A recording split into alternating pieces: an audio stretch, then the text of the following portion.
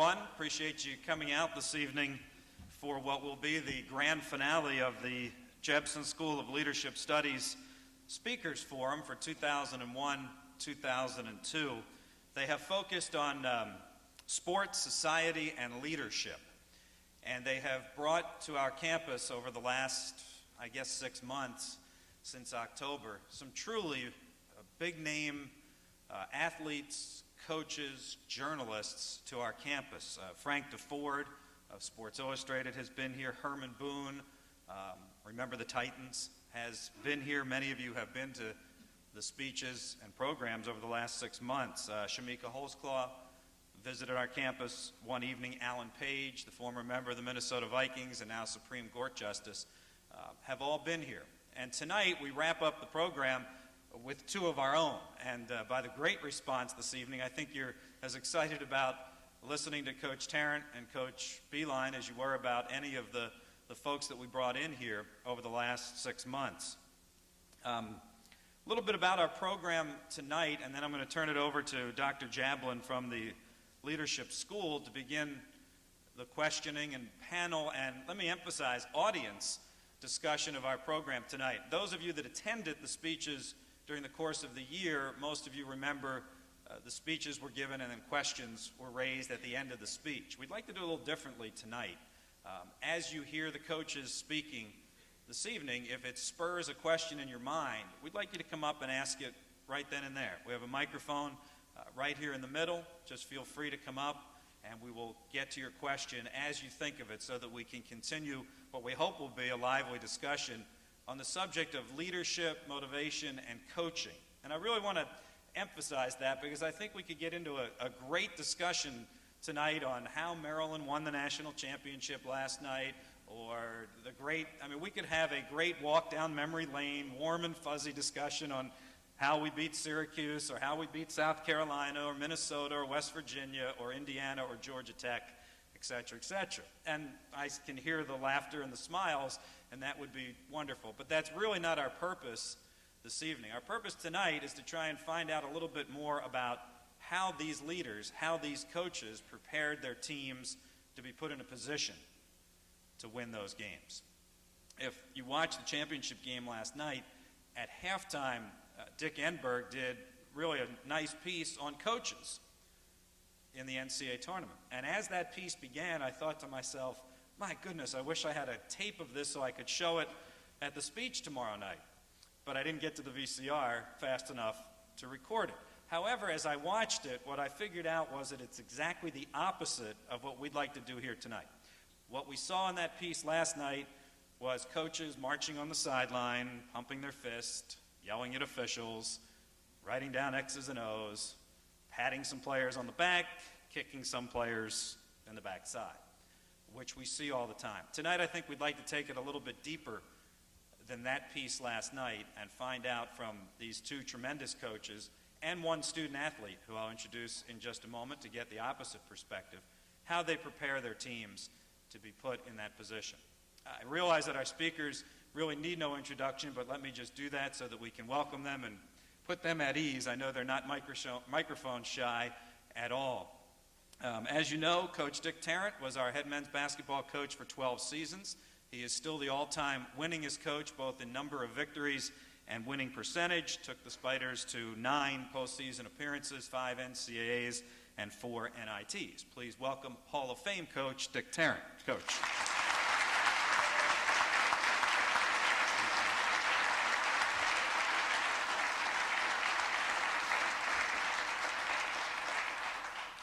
John Beilein just completed his 5th season at the helm of our men's basketball program. With the victory over Minnesota, it marked Coach Beilein's 100th Spider victory. He is the first Spider coach to record 100 wins in his first 5 seasons at the helm here at Richmond. And he is second, by my calculations today, by 1 percentage point, as the second all-time winningest coach in Richmond basketball history. Ladies and gentlemen, Coach John Beilein.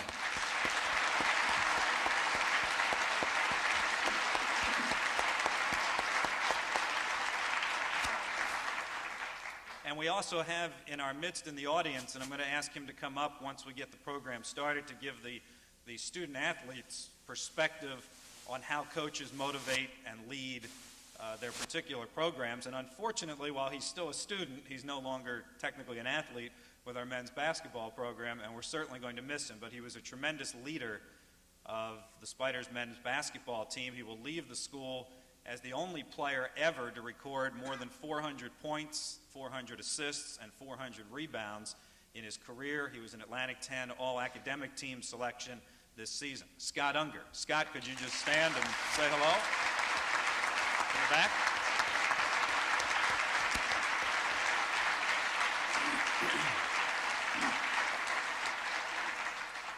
And Scott, fortunately for those of us in the media, is not mic shy either, as we found out over the last 4 years. So we'll bring him up as we proceed with the program tonight and get his perspective on coaching and motivation and leadership. At this time, I'd like to turn the program over to the acting dean of the Jepson Leadership School, Dr. Frederic Jablin, who is a leadership scholar. He has written numerous books and articles on the art of communication, management, and leadership. He has his BA in Speech Communication and Political Science from the State University of New York at Buffalo, John Beilein, so he's got a little bit of a connection with Coach Beilein, an MA in Speech Communication from the University of Michigan, and a PhD in Organizational Communication from Purdue University. And he'll begin our questioning this evening. And again, as you hear comments from Coach Beilein and Coach Tarrant and Scott Ungerer, please feel free to come on up to the microphone and ask your questions so we can continue with the discussion. I'll chime in a couple of questions, although these guys have heard them over the last 2 decades, I think. At this time, let me turn the program over to Dr. Frederic Jablin. Dr. Jablin.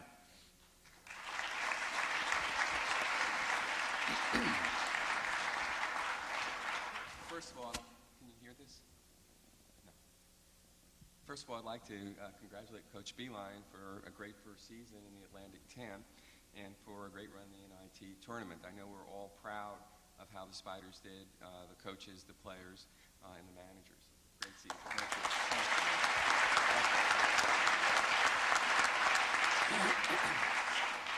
I've been asked to help frame tonight's discussion and really try to keep it focused on leadership, motivation, and leading teams. And my approach to doing this will be pretty simple. I'm just going to make a few general comments about motivation to start with, and then ask some questions along the way if we kind of veer off the subject into other sorts of things. To begin, I'm just going to be an academic for a moment and pose the question, what is motivation? Generally speaking, when we think of motivation, what we're talking about is a set of energetic forces that originate both from within a person as well as outside of the individual. And it results in us doing stuff, doing things. Motivation involves energy. In fact, the Latin root of motivation is movere, which means to move. So when we're motivated, we are moved. We are energized. And I always like to think of that, what's the Energizer bunny there? It goes on and on and on and on and on. That's what we're talking about, essentially. But this energy also has some other kinds of characteristics associated with it. It has a particular form and a particular kind of direction. It's what we do and how we do it. And we frequently think of that in terms of goals and goal-directed behavior. It's also typified by some level of intensity, some level of arousal or emotion. And third, it's characterized by some period of duration. And in the situation of basketball, we kind of hope it's going to be a little bit longer than one game, but a season and hopefully a postseason's worth of duration. So the challenge for leaders in terms of motivation is really very simple, but also very complex. It's how to energize individuals to initiate behavior, guide the form and direction of that behavior, manage followers' levels of arousal and emotion, and maintain this energy for relatively long periods of time. Now, in addition, since we are here at a university setting and we're talking to some basketball coaches here tonight, we also need to consider motivation in terms of not just the motivation of players, but the motivation of assistants, assistant coaches, managers, the fans, and I think this year especially that's a relevant sort of issue to discuss, and also at times the administration of the university and the faculty, who are also involved in the milieu of basketball in any university setting. So to start things off, what I'd like to do is just ask each coach to answer or respond to a general question, and that is to briefly describe their own styles of leadership and their own philosophies to motivation, and how these approaches may link up with the various facets of motivation that I just mentioned. Age before beauty? Go ahead. I think it's the duty and responsibility of a coach to motivate their student athlete to self-motivate. I think that it's an annoying factor if a coach keeps haranguing a student athlete to get to the weight room, to work on his game, to work on his skills. I mean, we do enough of that, but there's a certain degree of self-motivation that must come, and that can be done basically through forming good leaders within your squad. And as this goes for your program, you need good leadership with your assistant coaches. You need good leadership, especially with your seniors and your Scott Ungerers of this world. And I think we have to motivate our players to self-motivate. You can't follow them home in the summer and see that they're conditioning. You can't be over their shoulder and see if they're running and if they're weight training and if they're working on their skills. So I think one of the primary responsibilities of a coach is to motivate his players and staff to self-motivate. Leadership. I mean, I think I was an officer. I was an officer in the United States Marine Corps. Went through Officers Candidate School, and I learned the definition of leadership then, and it carried with me throughout my entire coaching career.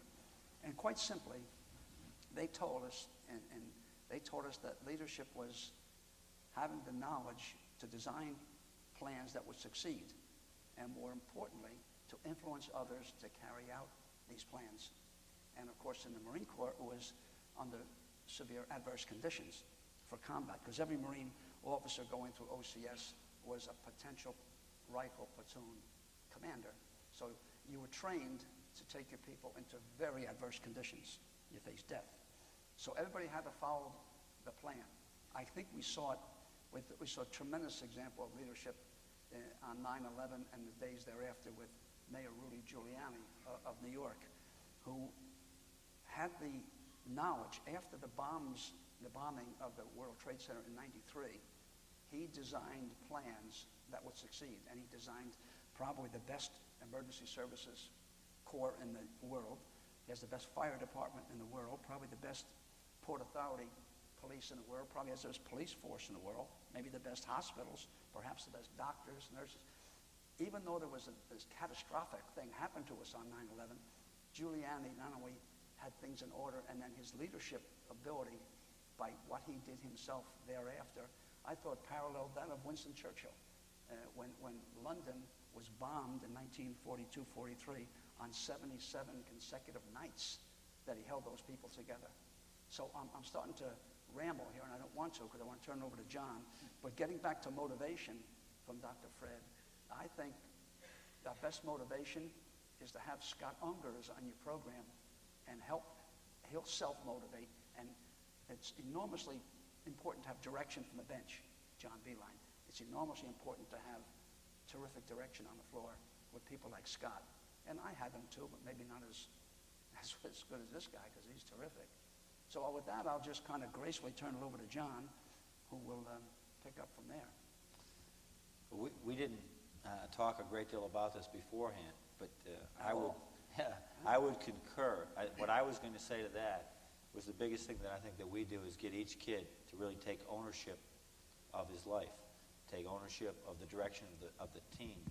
And I learned that a long time ago. I was coaching basketball at Lemoyne College in Division II, and the baseball coach there, his team was always nationally recognized and putting kids in the pros and things like that. And I noticed that every morning they were lifting weights together and there was no coach around. At the same time, I was showing up with my guy, saying, okay, lift, stop lifting, lift, stop lifting on a whistle. My guys who were still skinny, his guys were strong. And at that point, I started to learn that it's very much that I had to get these kids to really say, take ownership of your life. I think at that same time, as far as motivating them, I began the process of building kids up to I think Jerry Wainwright said exactly what I have never thought of saying it this way, is to dream big and focus small. And that's exactly what we said. Let's just take care of today. We can take care of it. We can get better. You are going to make a difference in your life today, and if you do that, then it's going to make a difference with this team. And we've built on that so much. And once again, with the guys that I have had, the seniors that I had this year, the juniors, and now even the sophomores, they've sort of taken that to heart and said, yeah, we can do it, but we're going to do it individually. Like I said, the stronger each link, the stronger the chain, and they've sort of gone that way. And let me just mention this. We had also asked, because I think Coach Tarrant was being a little modest about the leaders that you had, we had asked Greg Beckwith from Coach Tarrant's teams, great teams, to be here tonight as well, to provide the same type of insight that we'll ask from Scott in just a couple of moments. But Greg left on a business trip this afternoon, so couldn't be here tonight. But he was the type of player, I think you would agree, that you would compare to a Scott Ungerer, wouldn't you? Very much so. And John, if you could for a moment, when you recruited Scott Ungerer, I'm not trying to embarrass Scott, and we'll bring him up in a minute, but you seem to know from the time you signed him as a high school senior in Syracuse that he was that type of leader. How did you identify that? You know what, we do and I'm not saying that every kid that we take, this is why we recruit them, but we look right away and phone. But one of the key things that I look for sometimes in a leader is I ask them directions to their house, and they don't give the phone to their mother or father. And seriously, you would not believe how many times that happened. And so this guy's just been in the front seat of the car letting people drive him around, and he's never been in that situation. And that is we purposely ask that question to the kid, will you give me directions? Now, if he's 6'9" and can really run and jump, sometimes I'll say, that's okay. Give me your mom and dad.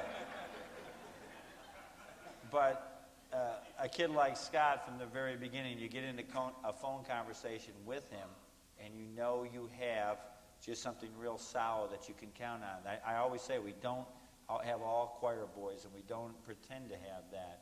But when you have people that you know are thinking that are brought up the same way you were, or same thought process, makes a huge difference. And I believe Scott knew directions to his house and knew his phone number and knew all those type of things. And those are important things to us. Dick, was there a litmus test back in the 80s along those lines for a Greg Beckwith or a John Davis, who I would think you would put at the top of your list of on the floor and team leaders? Absolutely. And in recruiting, as John said, character is so very, very important. I always go into a home and watch the interaction between son and mother and things like that. So you really, if you're going to have a successful program, you have to have real solid kids. And John's had them, and I had them, and that's why we've had success. Because if you have a bunch of jive turkeys, it's not going to work, because they're going to break down. They're going to break down when the going gets tough. So I think it's very, very important that the kind of kid you bring to this atmosphere here is the kind of guy that we have. I think we've sort of, that's what we've decided on now, that we're going to sacrifice some athleticism and some things in some way, and that any kids whose character, and a lot of great athletes now, I mean a lot of great athletes, the reason they're great is they got a little raw edge to them. They're a little different. But we figure if we can get some of those guys, and they're going to be more like the other 9 guys we have, then you put them in a different situation. I think it's huge that our kids develop that way. So we're recruiting leaders before we make them leaders. That was really what my question was about, is how do you motivate players to come here to the University of Richmond? This isn't Maryland. This isn't a Final Four team environment. They're not going to go on to, most players, to the NBA or even to play in Europe. Right. How do you motivate a player to come here? I use a lot of the things, the type of kid that I'm looking for. I tell them a great deal about, obviously, the university and the campus and the academic tradition, all those things. But you know what? Almost every other coach has, they have the I don't want to call it propaganda. Some people do have propaganda. I don't think we have any propaganda, but every media guide looks so nice and everything looks beautiful. I go with exactly what Dick's talking about. One of the biggest things that I've said to almost every recruit is the old biblical saying or Christian saying is, listen, we can you could come there and we could give you a fish every day, and you could eat, for a week. We'd give you a fish each day. You can eat for a week, or we teach you fish, and you can, eat the rest of your life.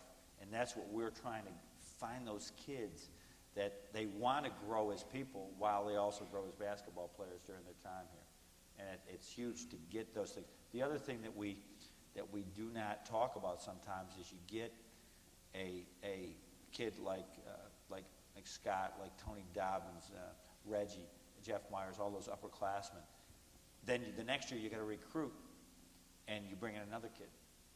And they're not going to come if the guys you recruited don't have personalities, don't have leaders. They just sit around playing TV games all day long or something like that. I mean, that's huge. You recruit kids that can recruit kids. And that it just continues on, right? Very important that when a youngster comes to your campus, you turn them over to your players. Yes. And I've recruited some guys out. Yeah, I went to school X. I only met 2 players. The other 10 I never even met in the whole weekend. So, you have to look askance upon a program like that because the most important thing is they're going to be one of the guys. First of all, they have to understand they're going to college to become an educated person. We don't train. This is not a training grounds for the NBA. Now, it's great if Johnny Newman plays 15 years in the NBA. We're delighted and would love to see some of our present players make. But the real purpose in coming to University of Richmond is to get your degree and become an educated person. And as soon as you lose sight of that, you lose sight of yourself. Let me backpedal for just a moment and talk about how the two of you became the leaders that you are today. And this is always a topic and a point on John's resume that has always intrigued me, and we've talked about it a little bit. But Coach Tarrant was an assistant coach here before he was a head coach here and has been an assistant elsewhere. Coach Beilein has never been an assistant coach before. He's always been a head coach. He's always been in the decision maker's chair as opposed to in the suggestion maker's chair, learning to become a decision maker. Maybe the two, you can kind of compare and contrast that as to how you developed your leadership skills through different avenues. Well, first, the most important You were at the thing- University of Korea for a while. Right, that had a little bit to do with it. That teaches you to ducking.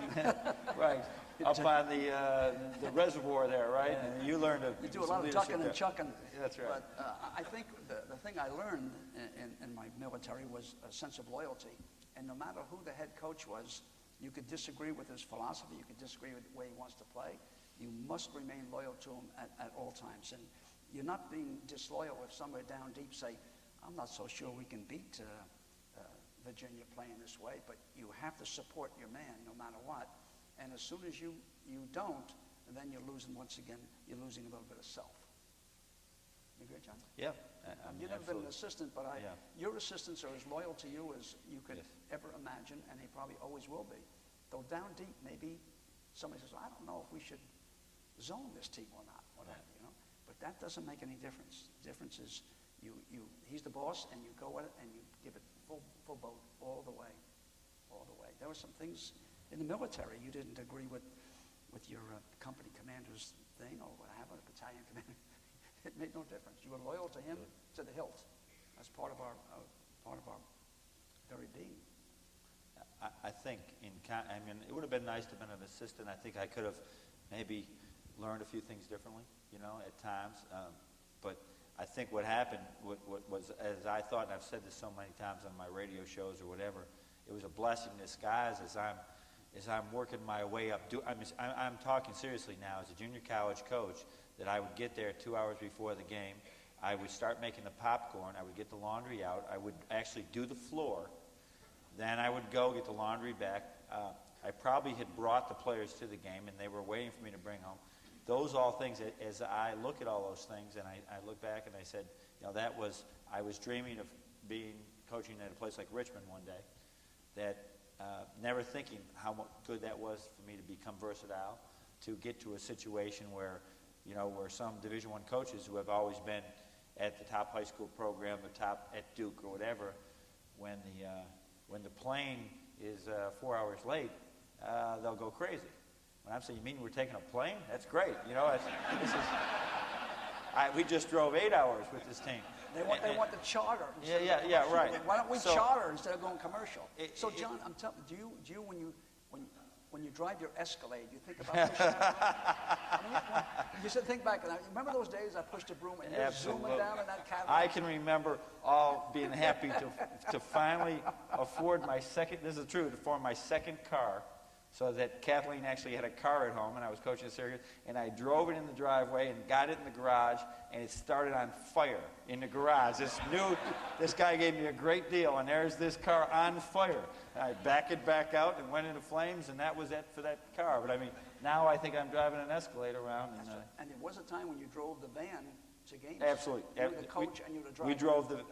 We drove a van to every game for 7 years, and we're talking Syracuse, New York, to Erie, PA, in the snow, Watertown, New York, Albany, New York. It wasn't. We once drove the vans down to play Randolph-Macon, and Kevin Eastman was the opposing coach from Belmont Abbey.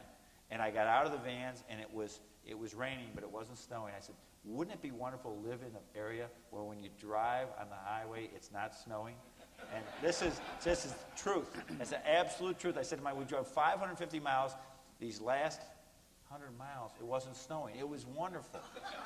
Little did I know, this is only 10 years ago. This is exactly 10. Watch out what you wish for. Right, John? I think, Scott, why don't you kind of make your way up here for a minute? And if I'm not mistaken, John, I saw at least one of your assistants. I think I saw Jeff Neubauer is here, and Mike. I saw Mike sneak in, and Mike Jones as well. Do you ever wonder what's running through their mind as an assistant, or what the game looks like through their eyes?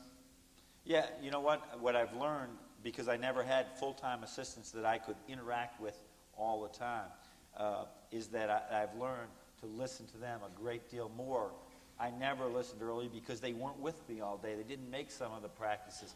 And now what I've found is a group of guys that want to win just as bad as I do, and they're full of suggestions. And I think I listen to them more now than ever. So all those, like that, the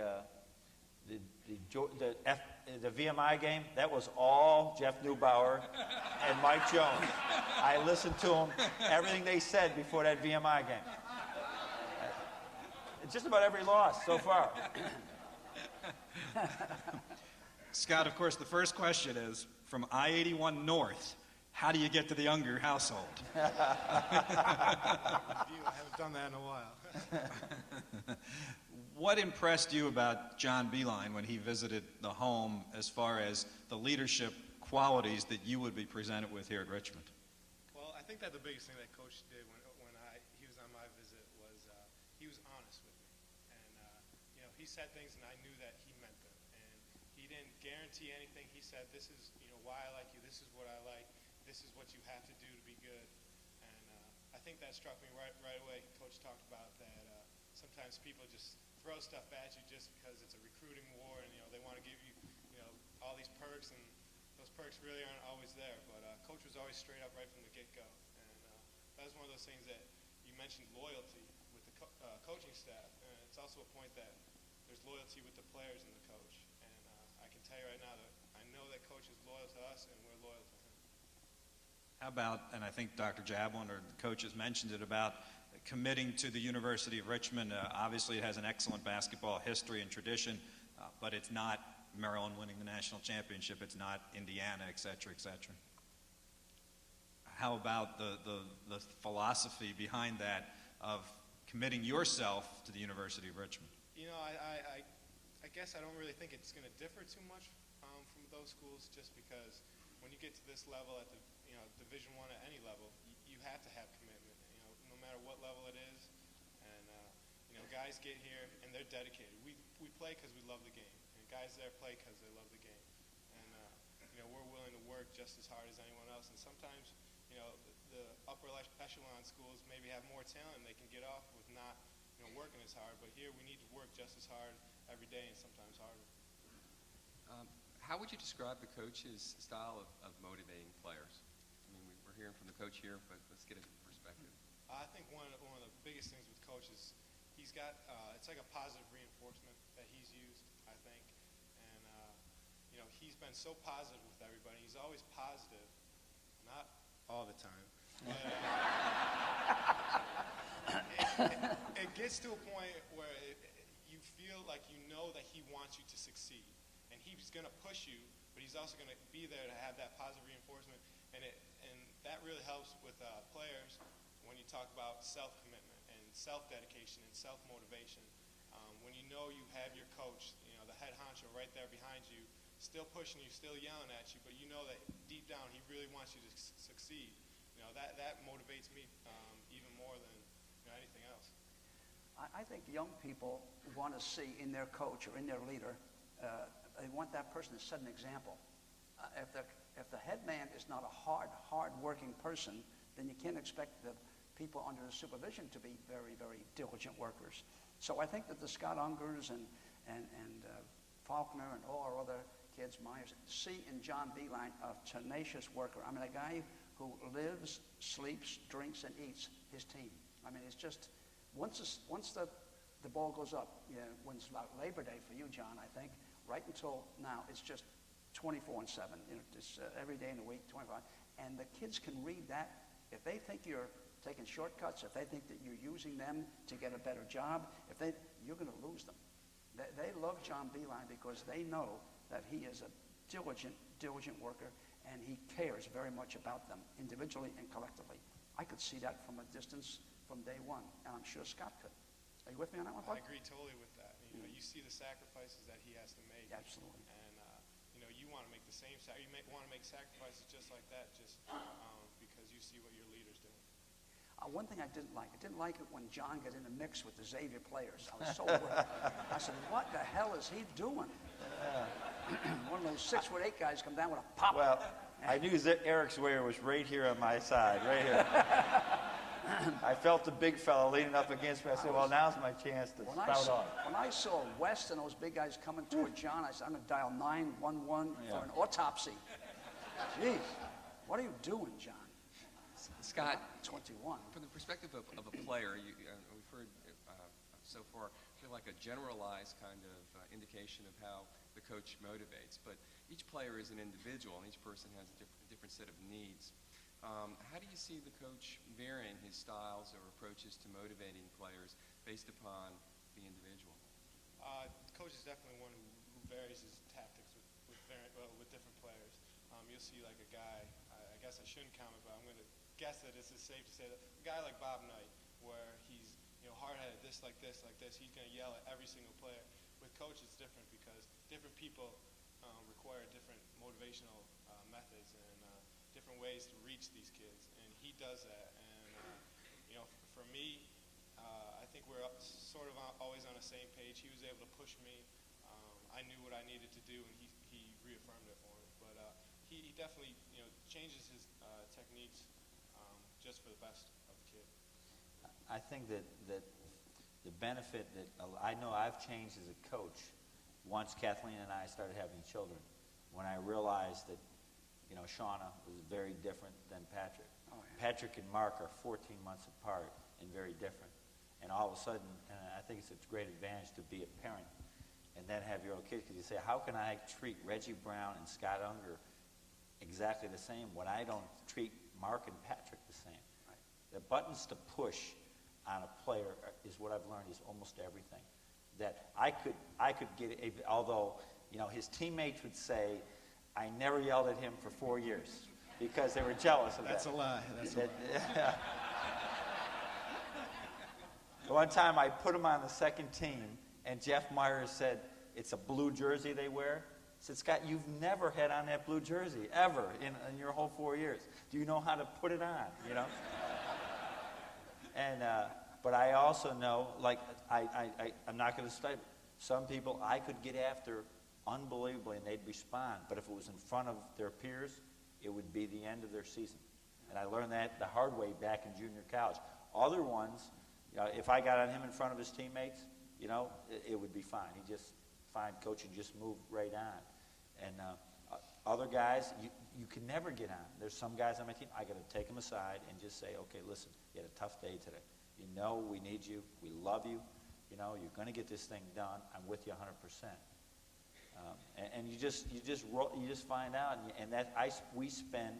Dr. Knowles helps us a lot with this. Dr. Steve Knowles, trying to examine what buttons to push, because it's everything. And then, I try and use. Once again, being a father, I think, is everything. Scott, on those rare occasions when you weren't getting positive reinforcement, how did you handle that? I mean, the old cliche is listen to what the coach is saying, not how he said that, both for you and also to explain that to your teammates, particularly the younger ones, the freshmen that are going through it for the first time. Yeah, I think when you get to the point where you're a senior, you understand exactly what you said about how coach is trying to reach you, and he's yelling at you, but he's not, he's trying to teach you. And the big thing with incoming freshmen is you have to be able to communicate with them. That first time when they get yelled at during practice, you can see their heads start to drop because they're not used to it and they're not sure how to respond. And I think that's where the older guys have to come in right away and let them know that hey, this isn't the end of the world. This is nothing. He's just trying to teach you. And I think they feel a lot more comfortable when they see the upperclassmen get yelled at the same way. And I think by the way that we act, they see that and they realize that that's how they can do it. The maturity level between 18 and 22, Scott, is enormous. And when you come in as an 18-year-old freshman, all you've been doing for the last year or two is answering questions in the cafeteria about who wants you to come play for them. I mean, the bragging rights in the cafeteria carry over. And the kids are not used to getting a firm and fair hand. I mean firm, because if you weren't firm, I mean, you would have problems. See, leadership is an art. I believe it's an art in treating people firmly and fairly who are under your supervision. And you have to be firm and fair. If you're fair without being firm, you're going to be in trouble. And if you're firm without being fair, you're in trouble. I think it's very important that that's an art form. And I think Dr. Fred, in your leadership class over there, is very important that they be fair and firm. And I think coaches, more so maybe than a Fortune 500 leader, a basketball coach, a baseball manager, a professional, or what have you, has to have a certain command presence. He must have a certain general bearing. He must have a certain mean, M-I-E-N, about him. He has to have a certain virility, or he's not going to get the respect from the players. Maybe Gates with Microsoft can be effeminate and won't affect it. But Joe Torre of the Yankees couldn't be a man lacking in virility. He couldn't be a man without bearing. He couldn't be a man without presence.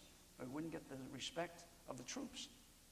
So I think it's very, very important. And it's very important that the upperclassmen, the Myers and the Scott, in fact, help the rookies, because some of them just can't take it. And even though, they know you don't mean it, they just can't take anything because they've never had it before, because they were the star of the show from which they came. But you have to be very, very firm. Otherwise, they'll be out of study hall, they'll be out of the weight room, they'll be everywhere. See, kids are what you let them be. You let them be something other than you want them to be, that'll go that way. Kids will be gentlemen if you make them be gentlemen. So it's our job to be a very, very firm and fair person. And I always looked in the mirror and said, you're very firm with your players, because I was, but I was also very fair with them. And they read it, and some of them didn't read it until after they got out. And then now I hear from them and say, you were a pain in my butt, all that time. But in the long run, now that I have a team, or now that I have children, now that I'm an office manager, I realize what you did for us. And that is the most rewarding part of this whole scene. And I'm pleased to say that I have so many of my players coaching that I'm proud and pleased as can be. This is a question, I think, for the coaches as well as for Scott. And it's come up already. Scott, at one time, of course, only once playing on the second team.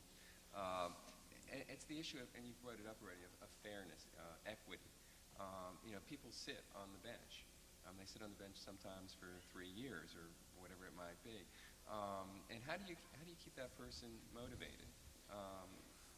Especially if a sense of inequity starts to develop, that they're not getting their playing time. I was at a soccer game with my son the other day, and there was a little boy I think is the best player who the coach had sitting on the sidelines. And I said to him, you're sitting there because you're the best player and you don't need attention. I mean, the issue in this case was, in my mind, that the coach was giving attention to those players that needed it. So how do you deal with, on a day-in, day-out basis, these issues of equity and equality, which are dilemmas for all leaders? I mean, I think we're very honest with them during that whole process. We're very honest with them, first of all, in the recruiting process. of saying, listen, where our program's at a state right now that I'm going to play the 5 best players. There's no question about it, but it's very hard. His freshman year, because we were really started all over again, where we let some kids go. That was one of the only times freshmen have played. So it's generally in those things. They got to see the light at the end of the tunnel. But we try to focus with them 2 things. You really helping the team and on their improvement as opposed to their lack of ability at that time. And you are really getting better. The other example that we have, I think, is tremendous for our team is that the Justin Lays and Tracy Hamners, people will not, you just think I'm giving lip service to this. But Justin Lay made a huge difference in our team over the last 2.5 years that he's been with us consistently. That it is remarkable what he brings to the team. And when we were struggling early in January, and the locker room was quiet, and I always afraid of the quiet locker room. We play Saturday, now we're playing Wednesday, the same old thing. And we were down a couple players because of injuries, and I mentioned Tim was sick, and I mentioned, Justin Lay, you be ready tonight. You might go in. And the whole room, mood of the whole room changed. Their guy, who never plays unless we're way ahead, might get in. And we went charging out of that locker room because I mentioned that Justin Lay might get in the game in the first half. You know, and he's a good enough player too. It never happened. But at the same time, I sensed a whole different thing. And then we dressed Tracy Hamner for some games. And all of a sudden, we're winning like crazy. I don't think it was coincidental. I think that it was absolutely, and I was sort of one of those guys that if you show them they're important, whether it's 2 minutes a game or just mentioning them, and it's really hard. I'll call Justin Lay or like Jason Morton this year, and I'll say, you know what? I yelled at Scott Ungerer every time you got by him today. And I never told you what a great job you did get by him. But you're honest with them and you tell them, listen, we got to win games first. And 2 years from now, when you are Scott Ungerer, you will appreciate and you'll be laughing at those freshmen that I never give any recognition to. And just show them the light at the end of the tunnel. It comes back to character again. You have to have people with great sense of values, mores, and character. Other people couldn't take that kind of thinking. They couldn't, wait your turn. You're 1 sprained ankle away from playing 32 minutes Saturday. I mean, you're JoJo's backup. JoJo sprains his ankle. Are you ready? Are you conditioned? Are you ready to go in for 32 minutes, mentally and physically ready?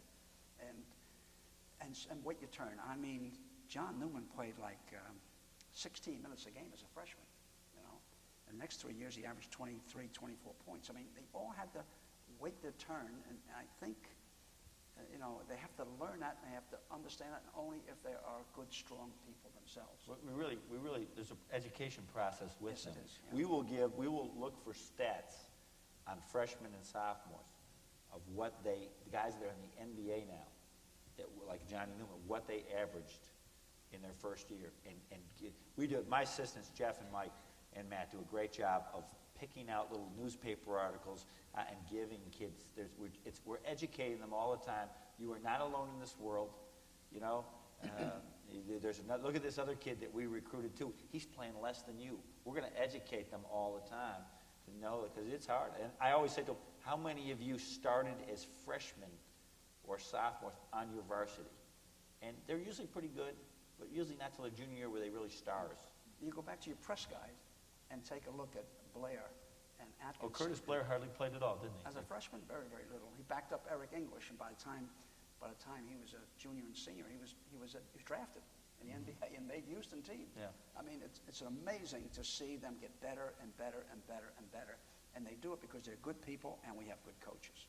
But if you have a poor coaching staff, they're not going to improve. They'll stay the same, or they get worse. Yeah. But I mean, you have to, and you really have to work all year round. You can't go on vacation from basketball from May until September. Cannot do it.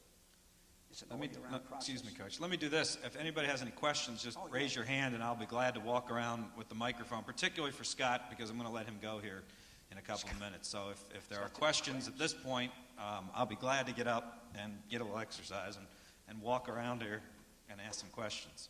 All right? And just raise your hand, and I'll get to you. Here we go. I know you're supposed to treat each player differently.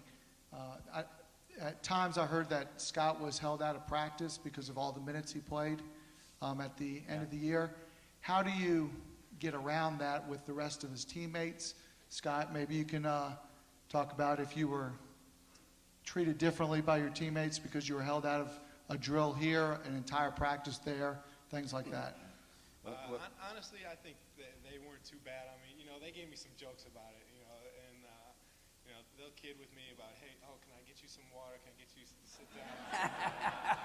Myers is the worst with that, but I think they're understanding of it. They knew what we were going through, and I think my play, I'd been fatigued, and Coach made a decision like that, and I think it helped me a lot, and I think that, they see, Coach makes the decisions, and, they got to back him up. It was not really a problem. You know what we end up doing, what Mark is referring to is that if we play a Saturday game, we rest Sunday. There's usually not any practice Sunday. Then we go hard Monday, hard Tuesday. Then we play Wednesday. But then Thursday, we either travel back. We will on Thursday practice at night so we can review film. Then Thursday night, we will, the guys who play more than 30 minutes, which Scott averaged 38 minutes a game, will just not even break a sweat. I will sit them in chairs. We'll have the second team go through scouting reports. They'll go down the lift. Then we do what we call an all-star game. And we take the 8 guys that didn't play, and they play 4-on-4 full court, and we tell them, we're doing this. This is a reward for you to make sure that you're ready if Scott Ungerer sprains his ankle. And sell them on that whole idea that, yeah, he's down in the weight room. He's been sitting there in a chair, but we'd be selling you short if we let you do that now because he didn't practice Wednesday at all. He didn't do anything Wednesday because we had a game and he only got 10 minutes. So he actually went the other way as far as getting in shape. And I think they do that. I like they make fun of Scott. That's good. They should do that. And I make fun of Scott or any of those guys during that time. But we've done it for years with guys and keeps them fresher. Other questions, particularly for Scott, and we'll let him sit down at least because he's tired. He's been standing for 38 minutes, so we got to give him a little breather. Yep. 38 minutes. Scott, I'd like to ask a question about the fans, okay, this year especially. I mean, there were problems, I guess, with the rowdies, and I know the coach had, left voicemail. Yeah. They were good. They were actually good problems. Yes. You'd rather tone fans down and then not have them there at all. Right. That's the good problem, and we're going to deal with it. But how, from your perspective, when you see our fans, sometimes the lack thereof, and which is an issue, and then when they are there, their behavior, how they're going about trying to motivate the team. How do you respond to that? What would you like to see different? Whatever. I think it's a huge emotional boost from the standpoint that when you come out there, just take the Syracuse game, coming out and just, that arena was just the most incredible experience that I've ever been a part of coming out of that. And, it's very emotional and it gets you ready. And it's that extra benefit right there. But I think a big thing that, we sometimes talk about is when you play with, in the company of a lot of fans or not a lot of fans or on the road, one of the biggest things is that, we want to win for the fans a lot. A big thing is we're winning for a lot of the guys in this locker room and the guys who worked out and stuff like that.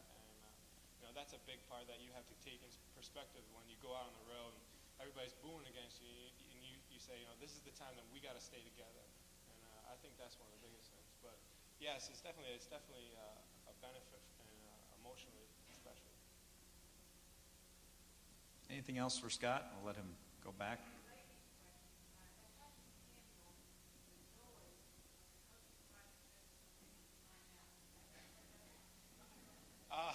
That was actually once a problem at Dayton last year, I believe, in the NIT when it was so loud that we couldn't hear anything. But for the most part, we get together and we're focused on the coach, and we know that we need to hear things because guys who might be sitting out, they got to pay attention because if they're not ready and coach calls on them and they mess up a play, then you can pretty much point right back to the huddle and know that that's where the problem was. But it's not really a problem because we know that we need to be focused at that point.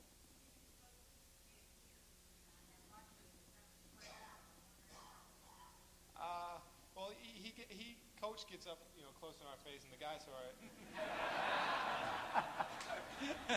Well, hey, and actually, John, why don't you talk a little bit about one of your practice techniques when you get set to go on the road for a game in arena that you think is going to be pretty loud? That's actually something that a leader has thought about, John. Yeah, Dick was the same way, but we're proudest of the fact that I think the record here at Richmond, it was like this at Canisius in Lemoyne, is 500 on the road. If you can play 500 on the road, you're really having good years. And one of the things we do before a road game, that we know it's going to be loud, is play the loud music that almost entire practice where there's decision-making being made. And get them to use, the first time that we do it, we will be absolutely awful. But they learn to use cues that are nonverbal to each other to learn how to do what we're doing. Or, just look at each other and get attention to the bench. It's been very helpful. In fact, I thought of probably, instead of playing some, Rich is over there playing some old Elvis Presley, ain't nothing but or the Hound Dog, or one of those things that he's playing, that to actually manufacture crowd noise and play that. And it would be helpful to us. We should have used it. We should have taped the Syracuse game and been able to do that. But they are very good at that, but that's the reason many of our plays are not called as much as they're reads, and then they read off each other. And that way they don't need to call them out. Years ago, I'm going back some now, the NCAA made a change, but you'd go to some arena and we'd put a 100-piece band behind your bench.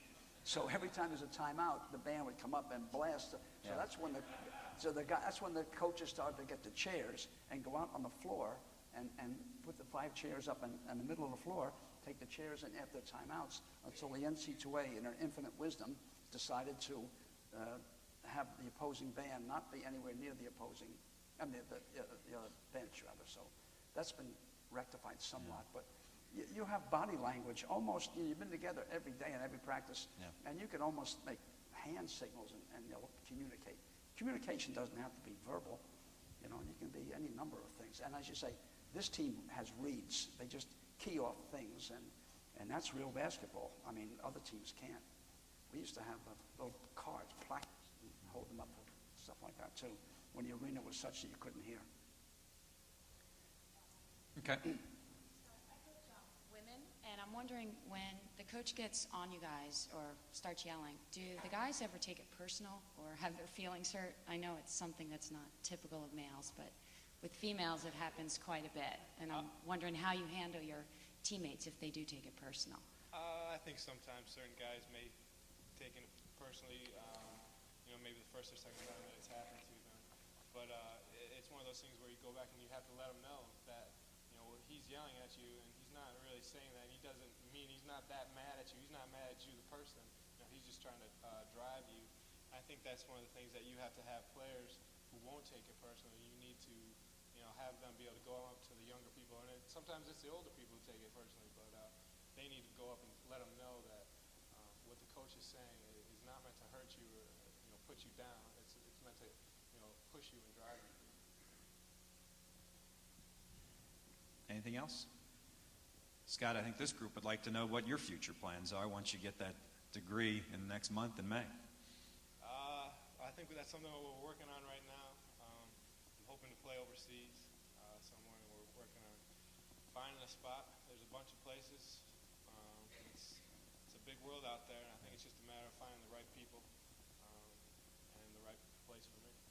Coach has always said that you're too smart to be a coach. Yes, definitely. Are you going to be a coach? Yeah. I think that option is definitely still there for me, just because I love this game. I love being around it. I don't ever want to not be around it. And I get the question from my dad frequently, and he loves it too. And it's something I want to be a part of, and I think that's why it's always going to be an option. Maybe if Neubauer ever gets a head spot. Thanks, Scott. Ladies and gentlemen, Scott Ungerer.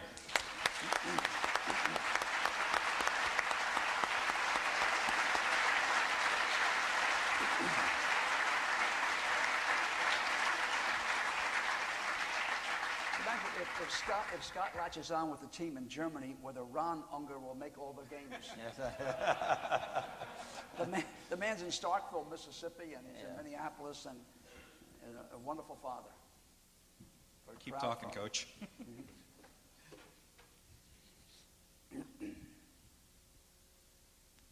I wanted to ask John if you are in any way concerned as we go forward with the A10 of our ability to continue to recruit such strong academic inclined young men as we have had and currently have. I understand that not only did we have 3 of the top 5 academic team for the conference, but that actually we had a 4th one in the top 6, if I understand that correctly, which is just absolutely astounding.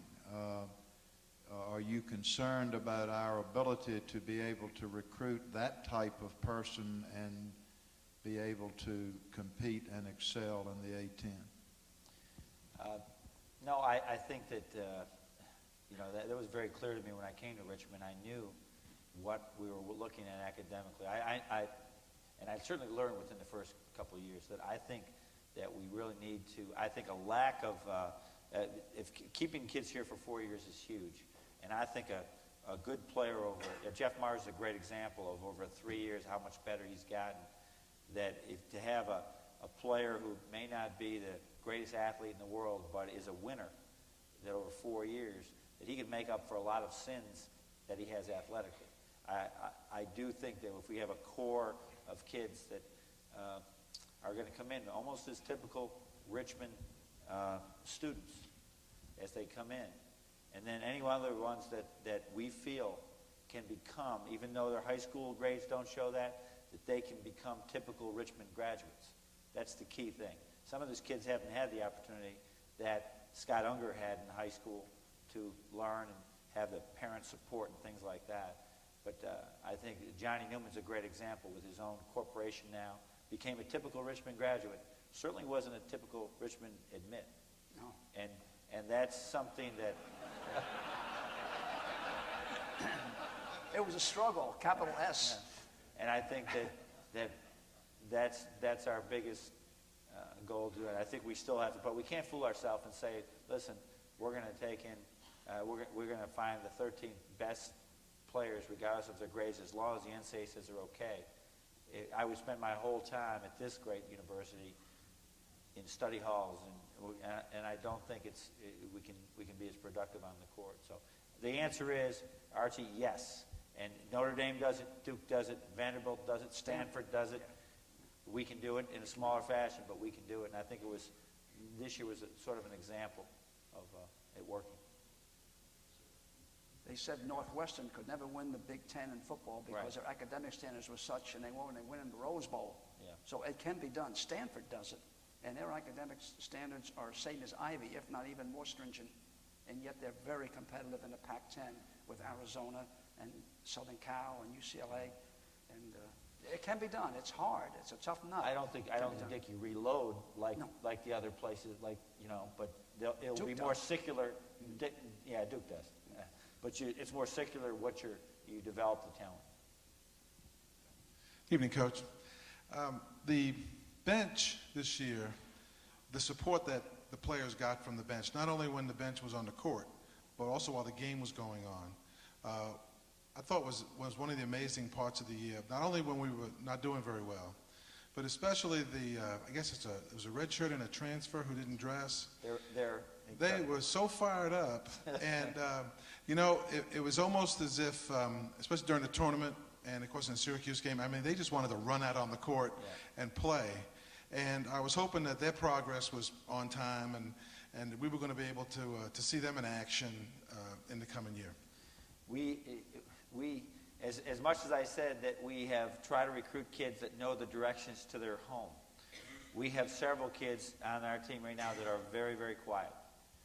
And it is one of my biggest things. We say to them, listen, you can have any persona you want off the court, but on the court you must talk. So it's always struggling to get Jonathan Collins, Tim Falconer to talk.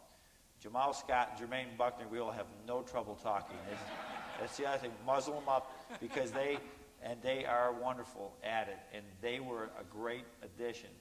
You know, Jeff Myers will not stop talking. You know, he where was he? I forget where I was with him.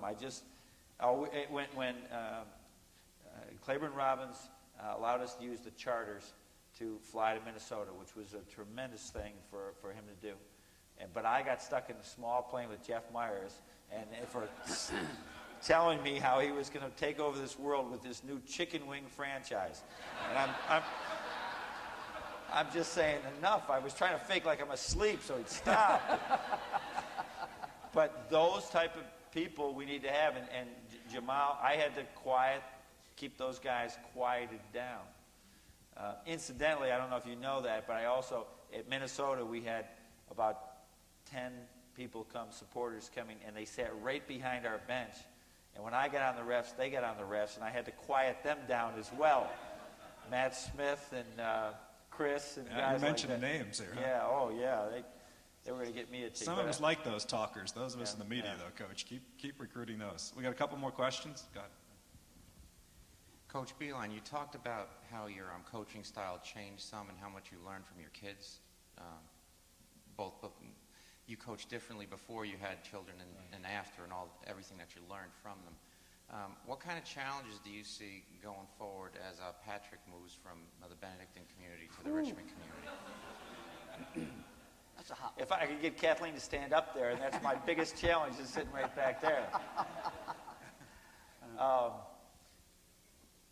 I don't know. I haven't coached him since he was in second grade. Seriously, in any sport, I got the great idea to coach Little League baseball one time, which was it was not a good idea, but I did it anyway. But I'm looking forward to it only because he really wants to do it, and I've gotten advice from Homer Drew from Valparaiso, whose son Bryce played for him, and Jim Larinaga and different people. The biggest advice they gave me is to tell Patrick, after practice, stay out and shoot a tough practice, and let the other team go in the locker room and let them vent their anger at your dad before you go in there, because it will not be healthy at that point. On the other hand, I think that my biggest challenge will be not to be too hard on him. Now, Dick coached his son a little bit too, so he knows not to be too hard on him in practice and in games and do things like that. But I think I'll be able to. I'm confident that I'll be able to do it, but it won't be easy. But it's not easy with anyone over your 4 years to be able to do that. When I saw Patrick Beilein play last year, or maybe beginning of this year, I said to Coach John here, I said, if I were still the coach at University of Richmond, I would recruit Patrick Beilein. I would give him a scholarship to come and play for us. Now, that was in the CAA. Perhaps, in the A-10 we're supposed to go up a notch or so. But I think, I'm not saying this just because I'm friends of the Beilein family, or I really like Patrick. I think he can play for us. I think he's going to be a Chris Fleming type of player who goes in and going to get you a bunch of threes and get you in the game. He's something like Rick Houston you have. Yeah. He can really, he can do things. I think, now, coaches fall in love with the new toys. We're always excited about we're always excited about our freshmen coming in until they get here and they stumble. But I've seen this youngster, and I really think he's a very talented guy who's going to make a contribution to us if we're A-10, Big East, or Southeast Conference, or wherever, because he can drill the ball. And in today's game, you have to have outside people who can shoot. Evidence, some of the games we had this year where we just could not put it in.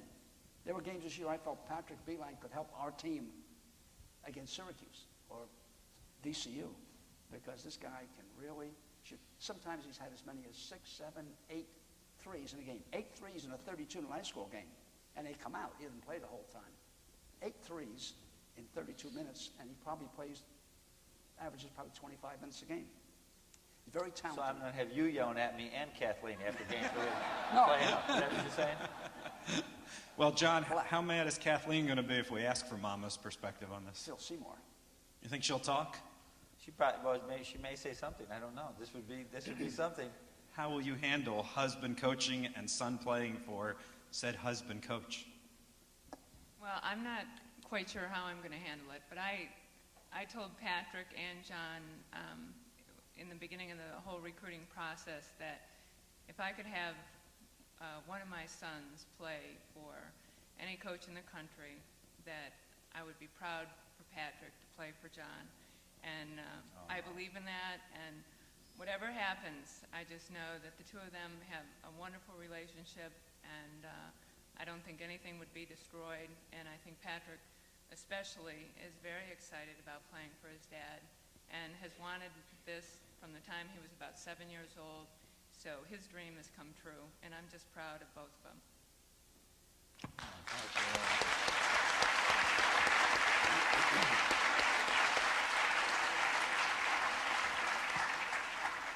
I'm surprised she didn't say he got all his athleticism from her as well. Up here. Go ahead, Ben. Question involves motivation. Dick, when Dennis was playing, you motivated the kids in a certain way. A few more years, Michael, your grandson, will be hopefully playing college. He's going to be motivated in a different way.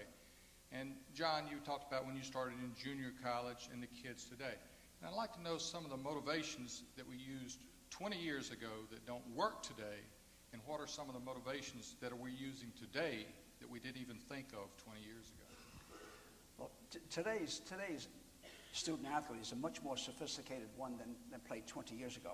I mean, you're not going to go in a locker room at halftime and say, let's go out there and really do it for the dear old red and blue. That's too corny for words. So, people oftentimes, they say to me, how come we come out so much better in the second half than we were earlier? Did you give them a pep talk? You don't motivate youngsters with pep talks. We made adjustments on the blackboard. You make technical adjustments on what we have to do to stop them and what we have to do to score. But I hope I answer your question. Things are different now than they were 20 years ago. Dennis Tarrant was a walk-on Justin Lay kind of guy. He knew his role, and he was accepted it. The kids on the team accepted him, and he worked very, very hard, and I was proud to have him as a member. But he transferred in here from a Division III program because I got tired of paying the tuition when he could come here. But he was playing D3, and here he was going to sit D1, but it all worked out well. Michael Gatley, my grandson, is I baby him, I do everything, but he's a very, very fine young athlete in football and basketball, and I hope one day he plays in college, and I'm very supportive to him.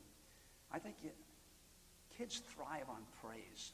They thrive on praise, and especially in strenuous situations. Now, I was a pain in the butt to those kids in practice, and close the door, I would get them. But when it came to playing in a national tournament, when you're on CBS television, you're on ESPN National, all you do is continually be positive and pat them on the back. There are times last night, I think Gary Williams wanted to explode. Dixon had more turnovers than he had field goals at one point in the game. He had 7 turnovers and only 5 field goals halfway through the second half. And I think Williams is going to go through the roof. But he kept on patting them on the back. And what's the sense in berating them on national television in front of all their friends, their girlfriend, their mother, their dad? It just doesn't make any sense. And so I think that kids thrive on praise, and you must support them and be very positive, especially in stressful situations. We played Syracuse up in Cole Fieldhouse after the game. Vern Lindquist had Blair and me, and the two of us were on, and Lindquist and Len Elmore. And they said this game, because it was a story, a 15 beating a 2, and all the other games were blowouts, the whole country came in on this game. He said, you guys probably had 25 million viewers. Curtis goes, 25 million viewers. How can you chew a guy's head off because he bobbled the ball? You have to just praise him all you can. And there are times when John wants to, I'm sure, tell Patrick, move your feet, son. But, you pat him on the back and tell him all the good things he's doing, and the other stuff will come in clandestine situations, perhaps. I think that's the biggest change that I've made in 20 years is understanding that more kids today, for whatever reasons, and maybe it's the lack, we do so much for them that we don't empower them enough, and building their self-esteem empowers them. And that's the biggest thing that we do the whole year is trying to build self-esteem in each kid so that, like I said, he takes ownership of his life. He can do more with it. And the minute that you start to, that's one of the biggest things I say before a big game, and some of our big games are against lesser foes, but we feel that it's the wrong matchup, is don't show panic on the sideline. And if I'm showing panic on the sideline, then I'm definitely, they're going to read that in a second from me. And even though my mouth has gone completely dry, I feel like I'm just about to die, we have to joke in a huddle. We have to do something. And we've done something lately a lot more that we did a lot in this tournament is play two things. We've played 4-minute games. We've tried to take a game and say, all right, it's 4 minutes long until the next TV. We're going to see in 4 minutes, score 0-0, let's win this game. And they'll all come in and say, we won that game by 1. Good. All right, we got another 4-minute game now. I'm going to see it. And the 4 minutes just goes by over and over again. And pretty soon, the game, we'll say, okay, it's the last 4-minute segment now. Let's see what we can do. And they really thrive off that a great deal. Shorten up the game. It's not some long task. But the self-esteem thing, I have spoken about this before, and I know we don't have a lot of time, but there was how many have heard me talk about the Binky Johnson kid that I had at Canisius? I'm going to tell you this quick story because I think for your leadership students, I had a kid named Binky Johnson when I first came to Canisius. And my kids were still small, and I was still learning about how everybody's different. And for my whole first year, I told him nothing but what you can't do. You can't shoot. You can't run the team. You look at me with a deer in the headlights all the time in tough situations. You're always sick before an exam. Maybe his name was Blinky. I don't know. But he was absolutely the opposite of what you want as your point guard. And we start out his senior year now. He makes 3 threes his whole junior year. He can't do anything. He foul shots. We lose games and everything. We start his senior year, and we're playing a team from Canada. And it's the exhibition game. At halftime, he's doing the same thing. And so I end up saying, that's it. We got to go with this other point guard, this freshman. Binky, who I love, is not doing it. We just got to change. He's just not good. He's not a leader. And my assistant coaches, Mike McDonald and Phil Seymour, said, why don't we just lie to the kid? Why don't we just tell him he is the greatest thing since sliced bread? He is wonderful. And I'm looking at him like they're absolutely crazy. But we gave it a shot. And I lied to him. I mean, I joke. I'm Catholic. I had to go to confession every week because I was lying to the kid over, Binky, you're the guy I want with the ball at the end of the game. He's like, looking at me, Binky, you're the greatest shooter on our team. He's like, and all of a sudden, we're like 6-6 at Christmas, and he makes a couple key plays, and I told you so. We win 16 in a row to end the year. He makes 56 threes. He had 3 total the year before. We end up winning the championship, go to the NIT, and it's changed my coaching style forever. Because I told him what he could do instead of always harping on what he can't do. And it's really changed things. Now, you can't do that all the time, but it's so key. His self-esteem went from I'm nobody that the coach doesn't like. And now the best part is he went to summer school that year to graduate. He had never received a B before in his whole career.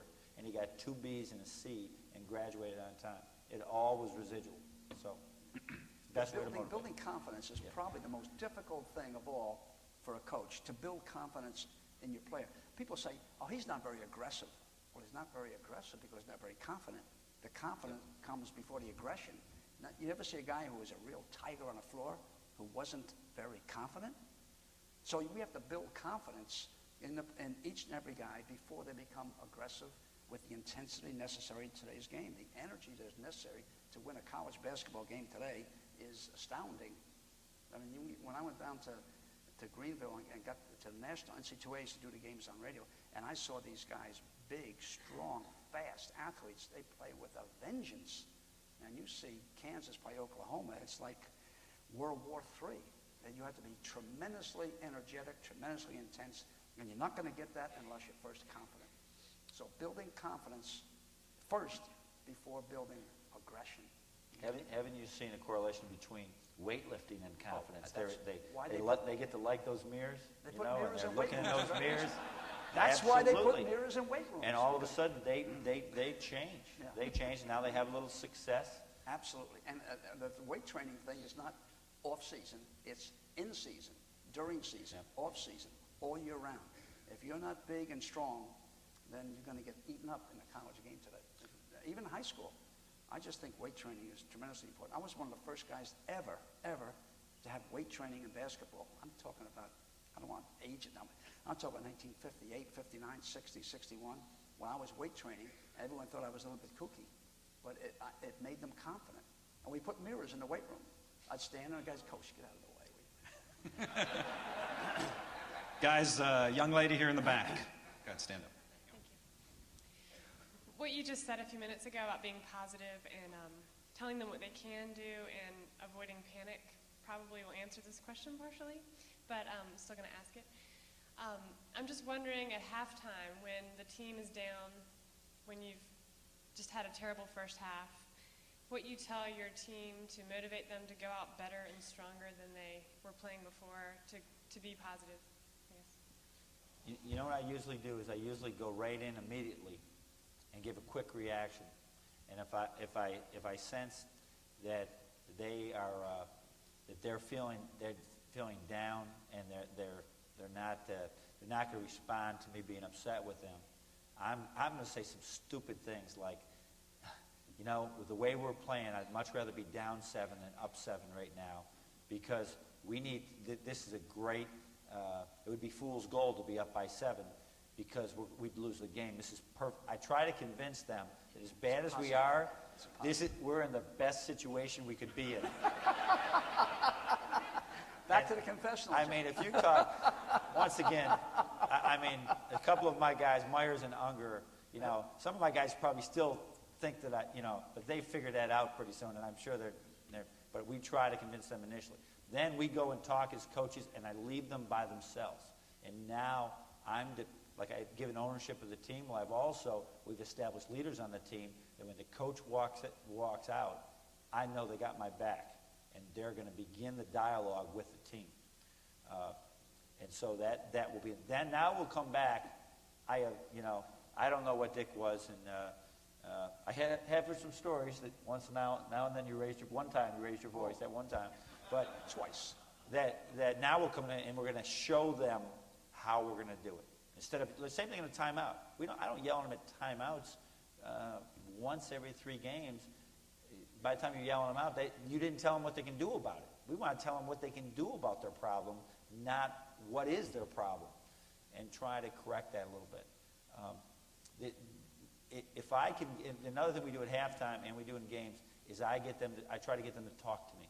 I used to say, Reggie, we need you to make some outside shots. How do you feel? Do you think you can do it?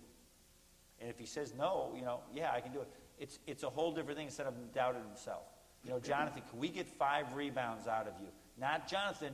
You had 1 rebound. That's 1 more than a dead man. That's what I would have said,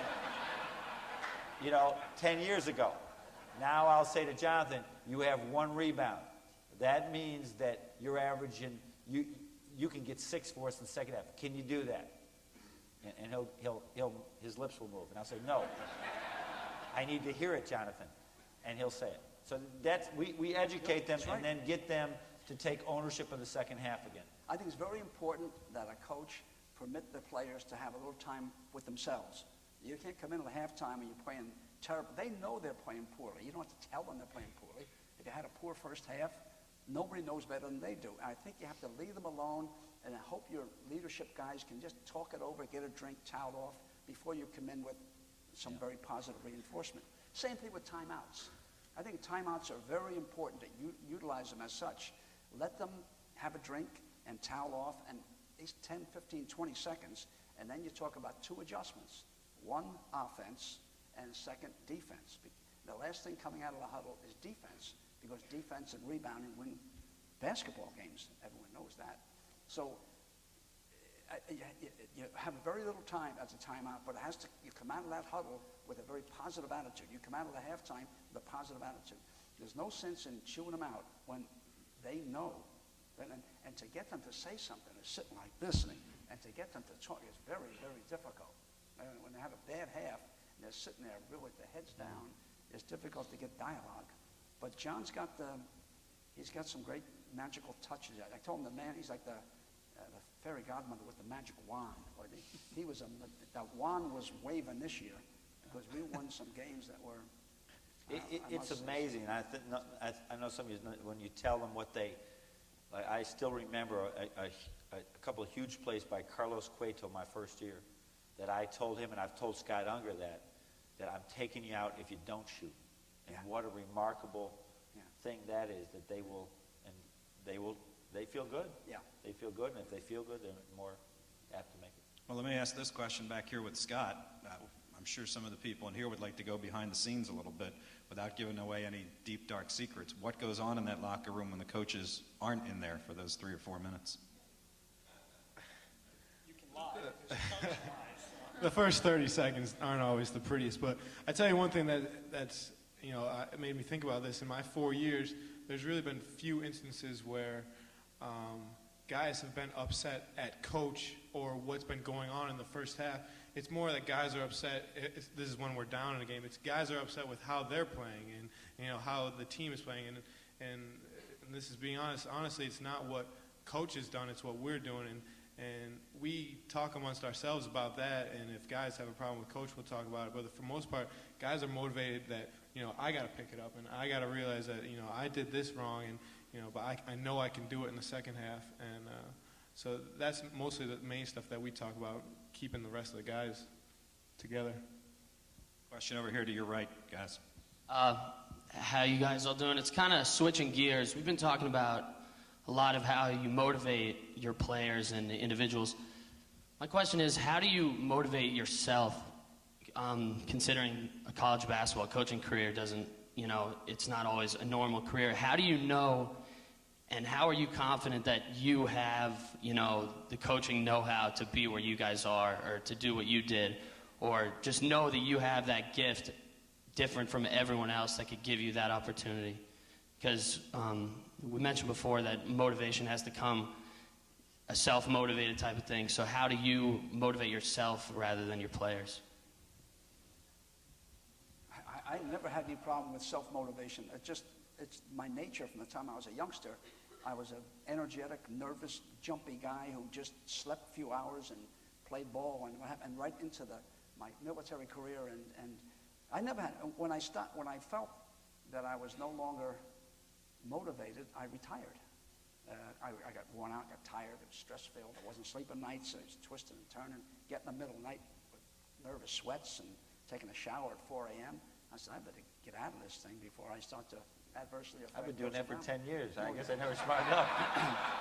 And you're only 30. No, but I don't think a coach has to be, you just drive yourself forever because it's part of your nature. John, you take it. I don't know what motivates me right now, Dan. The game. I remember when I was teaching high school and that Wednesday would come and it would be, even though I was coaching football, basketball, and baseball, it's hump day and Thursday. And then when I became a full-time coach, there were no the days of the week all run together. I just have a job I have to do. And certainly you think of your family, you don't want to get fired, you got things to do just like anybody else. I hate to admit this sometimes, but I hate losing so much that motivates me. That really motivates me. But probably the biggest thing is I think that seeing improvement in my team is the biggest motivator. That I see myself as a teacher first, and I'm sort of motivated to teach the team more than anything. And the win is a byproduct of the teaching. And I think that's the thing. I like to teach. Personally, I never had a fear of failure. If you don't have a fear of failure, you're fine. Every day I used to get up when I was active coaching here, and I'd run maybe 2-3 miles. And while I ran, I thought about what I was going to do this day in a way of getting the program better and better and better. And we did take some giant steps, I must say, but the fear of failure can't be as part of your makeup. That's a problem with some players, the fear of failure. Why doesn't he shoot? Because he's not confident. He's afraid to shoot. He's afraid to miss. He's afraid of failure. So you have to build confidence that, Cueto, shoot it, you can make it. Scott, take some shots. You can make them.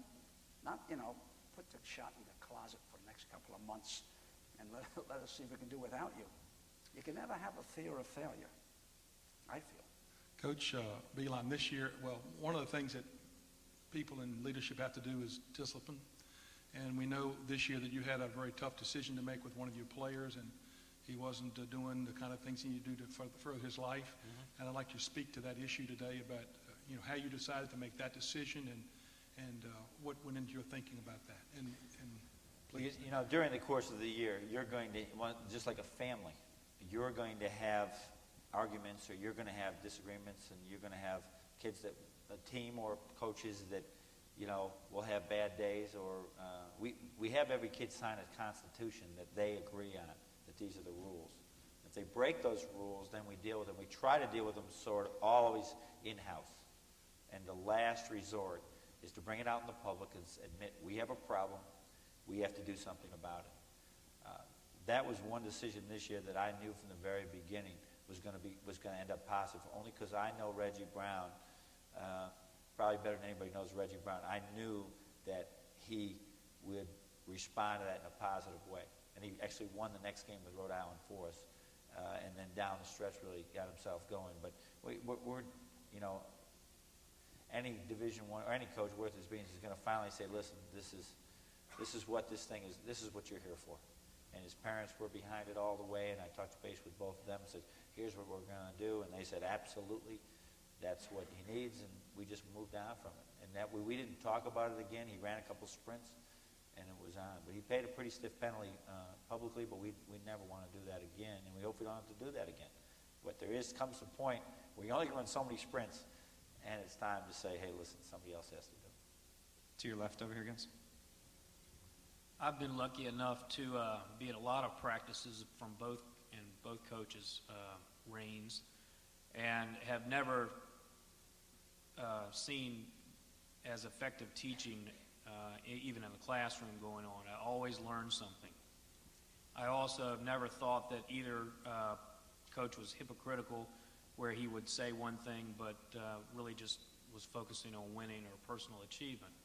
However, at the highest level of the NCAA basketball arena nowadays, there are a lot of concerns that there is a lot of hypocrisy going on. In fact, there was discussion that maybe some of the players in one of the future games may refuse to play. Are you concerned about that level? Repeat what you're saying about. Are you concerned with college players refusing to play? Are you concerned with some of the practices, some of the perceived hypocrisy that's going on? I don't think, certainly not here, because I think our university has great control. But at some of the higher levels, are you? I think those things that we hear are just like anything else. One kid says something, like we preach with our team all the time. A student here plagiarizes or something like that, nobody's going to know about it. If you plagiarize, it's going to be in the front page, and give us all a bad name. Well, exactly, that's what happens. One kid makes a mistake or makes a statement like that. I think the top level colleges, and maybe I'm very naive about it, because I've never coached at the top 20 type of things.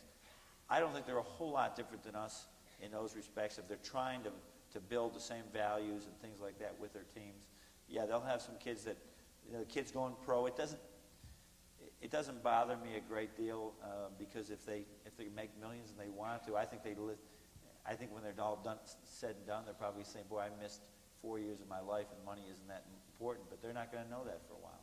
But I think college athletics has this bad, I sat the other day in this room with 325 other Division I coaches. And when you think 325 jobs in the whole United States, those are the 325 chosen. And sometimes people are looking at us like we're all just self-serving SOBs that are just out for our own. And it's so far from the truth. But there are few. And that we get that reputation, and it's so far from the truth. But I have no concern. I think college athletics are going bigger and better than ever. And if kids want to go pro, fine. It just gives more kids a chance. And I hope that all the ACC starts going pro, and we'll play them and knock them off like crazy. We're in overtime. We got about 5 minutes. If there are about 2 more questions. Here's one right here, back left. How do you go about setting goals and stating them, and how do you get your team involved in that? Yeah, as I said before, I didn't say this, but when I saw Jerry Wainwright talked about it, the UNC Wilmington coach, of think the smallest detail, take care of each day, and then dream big. And I mean, that's really what we're talking about. We say every day at the end of practice, NCAA. And that's the only time we mention the long-range thing. But we just say, take care of the little things, and the big things will take care of themselves. And we focus. I will tell each kid at practice, today we're practicing for 2 hours and 7 minutes. We're going to watch film. We're going to do this. It's going to be over before you know it. But for these next 2 hours and 7 minutes, we are going to work for each other. We're going to try and get better every single minute, and then it's going to be over with. And if they just do that, people always say, well, did you expect to have this type of team? I never expected anything but that next 2 hours would be a good practice, and for them to work hard, and we'll let them know if they didn't. But I never look past that little day that we have right there, and then it sort of usually works out if you do that. But our only goal is to utilize every day, carpe diem, make the most of that. And get better each and every day. Yeah. So that you really peak at the end of February and early March. So you don't want to peak early because sometimes guys take these people on trips in Europe in the summer, and they work very, very hard in September, October, and all of a sudden they peak at Christmas, and in February and March they're going down the other side of the hill. So I think in the back of a coach's mind is, are we getting better little by little by little so that we can peak at the proper time? All coaches want that. And getting back to some coaches are hypocrites. There are 10% of doctors that might be hypocrites, or accountants, or lawyers. There's probably 10%ers in coaches, but I think 90% of coaches are good people who care very much about their players, and it's only a few that are self-serving. And you hear about the graduation rates and things like that. I mean, most kids are graduating, but the way they do the rates, it's crazy. What was the word you said? Distorted. Distorts it. Thank you very much. I mean, this is true. When I inherited a team at Canisius, we were bragging about our great graduation rate at Lemoyne, where I had been before. But they do it from 6 years back. And during my time there, 6 years back, Canisius had 2 seniors. One died of a heart attack during the season. We had a 50% graduation rate. And people want to know, you're only graduating half your players. And we only had 2 that senior year. One had died. Obviously, he didn't graduate. And I mean, that's what they're going off of sometimes as far as a graduation rate, or a kid goes pro. Well, maybe, he's making $5 million a year. He doesn't probably need to come back and graduate, but they have a lousy graduation rate. Yeah, no, it's not good. It's not Richmond, Notre Dame, Duke. Yeah, they have great graduation rates. But some of these, they're very distorted, and they're very similar to the regular graduation rate at the university. That's right. That's a terrible yardstick to use, that graduation rate. Time for one last question over here to the left, and then we'll let Dr. Jablin wrap up our program. Maybe 2. Go ahead, Jay. Coaches, what's the one mistake you think, as a young coach, you find most common in terms of leadership, the biggest mistake young coaches make? And if you could offer one piece of advice to a young coach, what would that be in terms of leadership? One more time, Shane. Could you say it all? I wanted to know what one piece of advice you would offer in terms of leadership to a young coach like Shane Burnham. You see in young coaches. I'll tell you, I know it was. You're never as good as your team's never as good as they look, and more importantly, never as bad as they look. I mean, to stay with an even keel, and there's, I have to tell myself that every day. After the time, take a time. I do a lot of thinking. Right after practice, I go take my shower, and there's some days I'll say, hey, maybe we're going to be 27-0. And the next day I'm saying, we're not going to win a damn game all year long. And then when you watch your film of football practices and things, one of the other things is that you can destroy your season in what you say in the locker room after the game.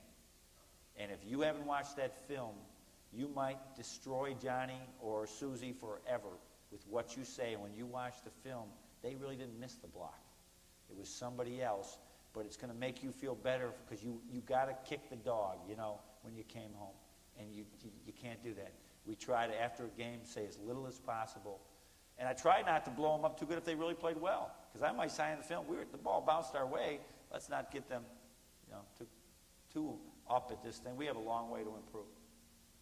Last one right here in the middle. You two have brought a lot of good things to the campus, but as an old Southern boy alumnus, I want to thank you for something else, and that's sticking around long enough so that we can finally understand and appreciate the New York accent.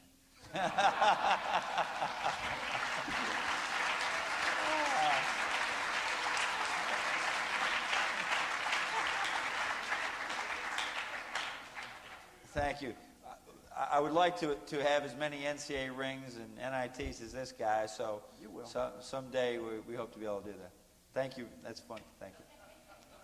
Say y'all for us. No, I still, you know, no, I can't do it yet. I can't. I have found myself doing it a couple of, or saying those, the spada. You know what I mean? Spada. I'm a spada.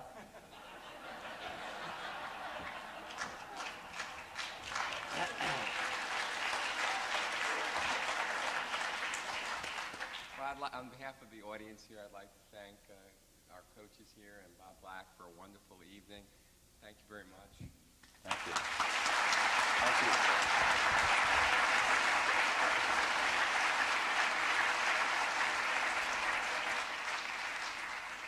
This is the last session this year in our Jepson Leadership Forum, which was focused upon sports, leadership, and society. There were a lot of folks involved in putting this together. In particular, I'd like to express thanks to Sue Robinson-Sane, who's the coordinator of the Jepson Leadership Forum. We have lots of student volunteers. There's the staff in the Jepson School of Leadership Studies, as well as staff within the University of Richmond that have been of great support during the entire year. Next year's Jepson Leadership Forum is going to be focused upon the 10th anniversary celebration of the Jepson School, which begins next fall. The theme for that is yet to be announced. We determined, I guess. But in early part of September, we will have that information available, and I hope that each of you will attend sessions associated with that. At this point, I'd like to wish you all a wonderful evening, and we look forward to seeing you again next year. Thank you.